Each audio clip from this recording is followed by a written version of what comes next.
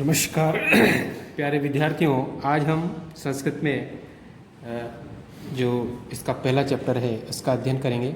जैसे आप अपनी मोबाइल स्क्रीन पे देख रहे हो, स्पंदना अपनी बुक है और इसका पहला चैप्टर आज हम पढ़ेंगे। ठीक है, सभी बुक खोल के बैठे हैं और इसका पहला चैप्टर देखते हैं। ठीक है, इसका पहला चैप्टर है अपना, पहले इधर जो सिलेबस दे रखा है वो देख लेना, सभी मार्क्स सहित इसमें दिया हुआ है।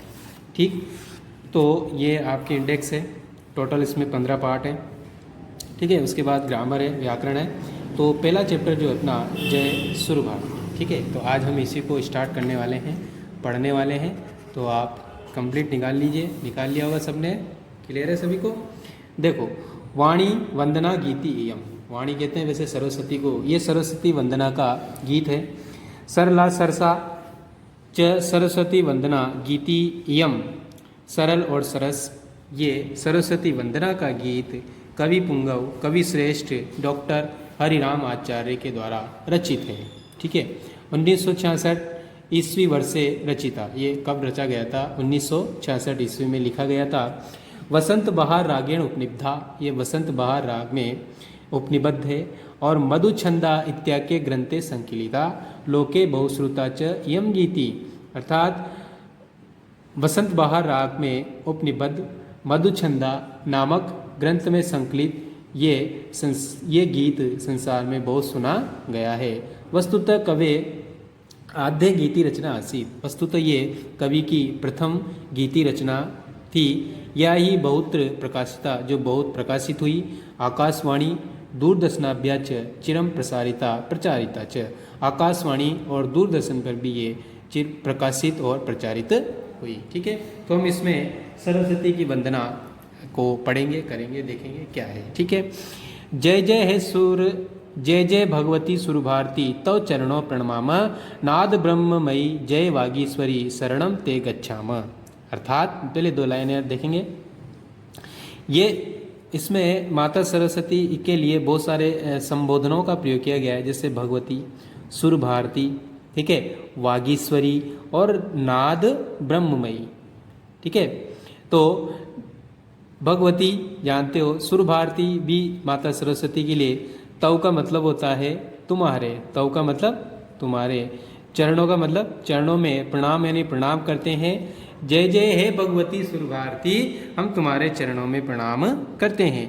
नाद ब्रह्ममय जय वागीश्वरी, हे शब्द ब्रह्म स्वरूप, हे वागीश्वरी, शरणम ते गच्छामि, हम तुम्हारी शरण में जाते हैं। ठीक है, पूरी लाइनों का अर्थ क्या होगा? हे भगवती सुर भारती, शब्द ब्रह्ममयी और हे वागीश्वरी, हम तुम्हारे चरणों में प्रणाम करते हैं और तुम्हारी शरण में जाते हैं। ठीक है, इस पाठ से अपने हिंदी अनुवाद याद करना है, हिंदी अनुवाद आएगा तो आप उसको बहुत ध्यान से पढ़ना। ठीक है, नेक्स्ट देखो, तोमसी शरण्या त्रिभुवन धन्या, सुर मुनि वंदित चरणा, नवरस मधुरा कविता मुखरा, स्मित रुचि रुचिरा भरणा। इस शब्द का मीनिंग मैंने यही लिख दिया है, वैसे जो आपके पाठ के पीछे है इसके सबके मीनिंग दे रखे हैं। तो इसका मतलब होता है मंद हंसी युक्त छवि रूपी आभूषण वाली। फिर लेकिन हम शुरू से देखते हैं। तोमसी शरण्या त्रिभुवन धन्या, सुर मुनि वंदित चरणा, यानी तुम शरणदात्री हो। शरण्या का मतलब शरणदात्री, यहाँ लिख लो आप, शरणदात्री, यह भी इनके लिए संबोधित है। तोमसी यानी तुम हो, शरणदात्री और त्रिभुवन धन्या, तीनों लोकों में धन्य और शरण देने वाली हो। सुर मुनि वंदित चरणा, देवता और मुनियों के द्वारा तुम्हारे चरणों की वंदना की जाती है। नवरस मधुरा, नव रसों से मधुर और कविता से मुखरित होने वाली हो, और मंद हंसी युक्त छवि रूपी आभूषण वाली हो, ऐसी माँ सरस्वती को हम सब प्रणाम करते हैं। फिर देखो, तोमसी शरण्या त्रिभुवन धन्या, तुम तीनों लोकों में धन्य हो, शरण देने वाली हो। सुर, सुर का मतलब होता है देवता, ठीक है, और मुनि तो आप जानते हो। ठीक है, मुनि वंदित यानी वंदना, चरणा यानी चरणों की, यानी तुम्हारे चरणों की वंदना देवता और मुनि भी करते हैं। नौ रसों से मधुर और कविता से मुखरित होने वाली, मंद हस्युक्त छवि रूपी आभूषण वाली, हे माँ सरस्वती, हम तुम्हारी वंदना करते हैं। ठीक है, फिर देखो, आसीना भव मानस हंसे कुंद तुहीन सुसी धवले। हे कुंद, कुंद का मतलब होता है चमेली, चमेली क्या सफ़ेद होता है। तुहीन का मतलब होता है बर्फ, क्या होता है बर्फ। और शशि का मतलब होता है चंद्रमा, यह लिख लेना, ठीक है। तो हे चमेली बर्फ और चंद्रमा के समान सफ़ेद वर्ण वाली, ठीक है। हे चंद्रमा बर्फ और चमेली के समान सफ़ेद वर्ण वाली आसीना भव मानस हंसे, तुम हमारे मन रूपी हंस पर विराजमान हो जाओ। और हर जड़ताम कुरु बोधि विकासम, या फिर हम यूँ भी कह सकते हैं कि हे चमेली बर्फ और चंद्रमा के समान सफ़ेद रंग वाली, श्वेत कमल के समान पवित्र। इस लाइन का पूरा अर्थ होता है, पंकज मतलब कमल होता है, विमल यानी स्वच्छ पवित्र। हे सफ़ेद कमल के समान स्वच्छ और पवित्र, हर जड़ताम कुरु बोधि विकासम, या आप हर जड़ताम कुरु बोधि, बोधि कहते हैं बुद्धि का या ज्ञान का, और जड़ताम यानी अज्ञानता का। जड़ताम का मतलब अज्ञानता, हर का मतलब हरना या दूर करना, ठीक है। तो आप क्या करो, हे चंद्रमा के समान बर्फ के समान चमेली के समान सफ़ेद वर्ण वाली और श्वेत कमल के समान पवित्र, आप अज्ञानता को हर करके बुद्धि का विकास कीजिए। और आसीना भव मानस हंस से आप हमारे मन रूपी हंस पर विराजमान हो जाइए। क्लियर हो गया सभी को। फिर आगे देखो, ललित कलामय ज्ञान विभामय वीणा पुस्तक धारिणी मतिरा तन नो तव पद कमले ऐ कुंठा विष हारिणी। तो ललित कलामयी ज्ञान विभामयी वीणा पुस्तक धारिणी मतिरास तन्नो तव पद कमले ऐ कुंठा विष हारिणी। क्या मतलब होता है इसका, ललित कलामयी यानी ललित कलाओं से युक्त, यहाँ लिख लेना आप ललित कलाओं से युक्त, ठीक है। फिर इसका अर्थ हो जाएगा ज्ञान विभामयी का मतलब ज्ञान के प्रकाश से, ज्ञान के प्रकाश से युक्त, ठीक है। हे ललित कलाओं से युक्त ज्ञान के प्रकाश से युक्त वीणा पुस्तक को धारण करने वाली, हे खुंटा और विष का हरण करने वाली, ठीक है। तव का मतलब होता है तुम्हारे, तव का मतलब तुम्हारे, पद कमले का मतलब होता है चरण कमलों में, चरण कमलों में, ठीक है। मति यानी मति या बुद्धि, ठीक है। नो यानी हमारी, नो का मतलब हमारी, नो का मतलब होता है हमारी, ठीक है।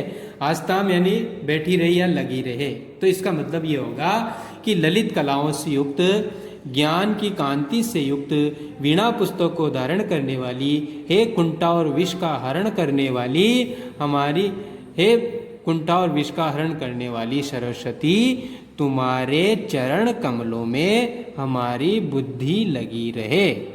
क्लियर हो गया सभी को। फिर से देखो, ललित कलाओं से युक्त ज्ञान की कांति से युक्त वीणा पुस्तक को धारण करने वाली, हे कुंठा और विष का हरण करने वाली हमारी बुद्धि तुम्हारे चरण कमलों में लगी रहे। फिर से देखो, ललित कलाओं से युक्त ज्ञान विभामय, ललित कलाओं से युक्त ज्ञान की कांति से युक्त वीणा पुस्तक को धारण करने वाली, हे कुंठा विष का हरण करने वाली हमारी बुद्धि तुम्हारे चरण कमलों में लगी रहे। क्लियर हो गया सभी को। एक बार फिर से मैं इसको दोबारा से सारा रिवाइज कर देता हूँ, आप इसको बहुत ध्यान से देखना, ठीक है। जय जय भगवती सुरभारती तव चरणों प्रणमाम, नाद ब्रह्मय जय वागीश्वरी शरणम ते गच्छाम। मतलब क्या होता है कि नाद ब्रह्ममयी है, शब्द ब्रह्ममयी हे वागीश्वरी भगवती सुरभारती, जय जय तुम्हारी जय हो। तव चरणों प्रणवाम, तुम्हारे चरणों में हम प्रणाम करते हैं। और शरणम ते गच्छाम, और तुम्हारी शरण में जाते हैं। तोमसि शरण्या त्रिभुवन धन्या सुर मुनि वंदित चरणा, तुम शरणदात्री हो, तीनों लोकों में धन्य हो, देवता और मुनियों के द्वारा पूज वंदित चरणों वाली हो। नवरस मधुरा, नव रसों से मधुर, कविता से मुखरित होने वाली और मंद हंसी युक्त छवि रूप आभूषण वाली हे सरस्वती, हम तुम्हारी वंदना करते हैं और तुम्हारी शरण में आते हैं। ठीक है, फिर आगे देखो, आसीना बहुमान संजय कुंद तुहीन शशि धवले हर जड़ताम कुरु बोधि विकासम सित पंकज तनु विमले। यहाँ से इसको देखेंगे, हे चमेली बर्फ चंद्रमा के समान सफ़ेद वर्ण वाली और श्वेत कमल के समान सुंदर व पवित्र।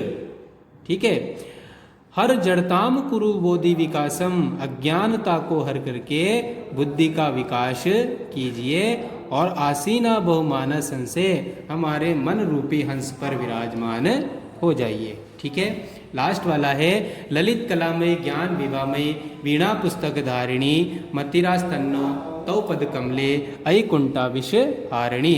ललित कलाओं से युक्त, ज्ञान की कांति से युक्त, वीणा पुस्तक को धारण करने वाली, अय कुंठा और विष का हरण करने वाली, या कुंठा रूपी विष का हरण करने वाली, हरण करना मतलब दूर करना, हम यूँ भी कह सकते हैं कि है कुंठा रूपी विष का दूर करने वाली, मतिरा तन नो, नो मतलब होता है हमारी, तौ मन तुम्हारे, पद कमर यानी चरण कमलों में, मति यानी बुद्धि या मति, इसलिए हे माँ सरस्वती तुम्हारे चरण कमलों में हमारी बुद्धि लगी रहे। क्लियर हो गया सभी को? तो ये आपका चैप्टर कंप्लीट है। इसका अनुवाद बढ़िया से याद करना, वीडियो को बार बार चला के देखना और आपको आराम से इसका अनुवाद समझ में आ जाएगा। ठीक है, नेक्स्ट पेज पे आप देखो, इसके क्वेश्चन आंसर है और ये जो इधर मीनिंग दे रखे हैं, बाकी मैंने सारे मीनिंग आपको करा दिए, बाकी जो भी बचेगा वो आप यहाँ से देख लेना। क्लियर सभी को? तो क्वेश्चन आंसर एक बारी देख लो। निम्नलिखित पदेषु संबोधन पद नास्ति, ऐसा कौन सा पद है जिसमें सरस्वती को संबोधित नहीं किया गया? भगवती, सुर भारती, वागीश्वरी किया गया, तो मानस हंस से इसमें आंसर आ जाएगा। ठीक है, अगला है अस्या वंदनाया आहते कति संबोधन पदानि संति, यानी इस वंदना को लेकर के कितने संबोधन पद आए हैं, यानी सरस्वती के लिए कौन कौन से संबोधन, जैसे सुर भारती कहा, भगवती कहा, वागीश्वरी कहा, ऐसे कितने शब्द हैं जो इसमें आए हैं? तो इसमें आ जाएगा आपका टोटल 10। ठीक है, अस्या गीति कस्या वंदना विधीयते, ये गीति किसकी वंदना है? इस गीत में किसकी वंदना की गई है? किसकी की गई है? दुर्गा की, भारत माता की, ललित कला की, वाग्देव्या। वाग्देव्या का मतलब होता है सरस्वती। क्लियर है सभी को? ये हो गए। नेक्स्ट पेज पे आ जाओ, और यहाँ आपका दे रखा है वागीश्वरी इत्यत्र संधि अस्ति, वागीश्वरी में कौन सी संधि है? वाक प्लस ईश्वरी, तो ये वाला लगा लेना। अब आपके लिए एक प्रश्न है, वाक प्लस ईश्वरी में कौन सी संधि है? कमेंट करके ग्रुप में जवाब देना। ठीक है, जय जय हे भगवती सुरभारती इत्यस्य गीति रचयिता को अस्ति, को अस्ति की जगह आप लिखना कौन है इस गीत के रचयिता? बताओ। हरिराम आचार्य, यहाँ पे लिख रहा है देखो, कवि पुंगव डॉक्टर हरिराम आचार्य। ठीक है, तो डॉक्टर हरिराम आचार्य यहाँ लिख सकते हैं, डॉक्टर हरिराम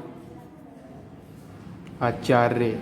ठीक है, ये इसके रचयिता है। को की जगह लिख लेना, बाकी पीछे अस्ति आ जाएगा। ठीक है, कति काव्यरस संति केशांचम त्रिणाम नामानि लिखत, काव्यरस कितने हैं? कति की जगह लिखना आप 9, कति की जगह क्या लिखोगे?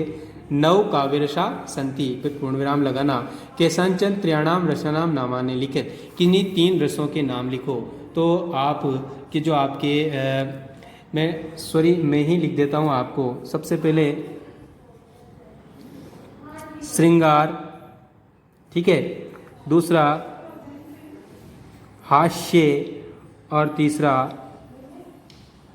करुण। जिसको समझ में नहीं आए वो इधर मीनिंग में दे रखे हैं। तो 9 रस मधुरा जो मीनिंग दे रखा है उसके यहाँ 9 रस दे रखे हैं, उसमें से 3 लिखने हैं, तो मैंने लिख दिए। पहले कति की जगह आप लिखोगे 9, बाकी ऐसे कैसे उतारना है? तो 3 रसों के नाम, फिर केशांचन त्रियाणाम रसाम नाम नाम, तो यहाँ ये तीनों लिख देना। ठीक है, माना संशय इत्यस्य किम अर्थ द्वयम कर्तुम शक्यते, तो इसके 2 अर्थ हैं, एक तो मन रूपी हंस और दूसरा है मान सरोवर, मान सरोवर से हंस। ठीक है, सित पंकज इत्यस्य पर्याय शब्द त्वयं लिखन्तु। सित पंकज का मतलब होता है कमल। तो इसके आपको 3 पर्यायवाची लिखना है। तो इसका लिखना ना श्वेत कमलम, ठीक है, पंकजम हो गया, और कुछ भी जलज लिख दो, और पुंडरीक लिख दो, ठीक है। 3 हो गए इसके। आसीना भो विमलेति पद्यम हिंदी भाषायाम अनुदेताम और स्तोमसी शरण्या रुचिरा भरणा इति पद्यम संस्कृत व्याख्यातम। तो ये दोनों क्वेश्चन मैं आपको लिख करके आपके व्हाट्सएप ग्रुप में डाल दूंगा। क्लियर है बच्चों? तो आपका ये चैप्टर कंप्लीट हो गया है और फिर अब हम अगली क्लास में नेक्स्ट चैप्टर पढ़ेंगे। ओके, तो आज के लिए काफ़ी है, कल के लिए बहुत कुछ बाकी है। ओके बच्चों, थैंक यू, धन्यवाद।